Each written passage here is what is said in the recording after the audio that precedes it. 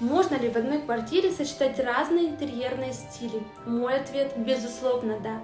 Ведь большинство современных интерьеров – это именно смешение разных стилевых направлений. Единых правил нет. Поэтому, конечно, можно оформить интерьер как в одном стиле, так и сочетать классику с лофтом, придерживаться общей цветовой гаммы или подбирать свою палитру для каждой комнаты. И как же это грамотно и аккуратно сделать, расскажу в следующем видео.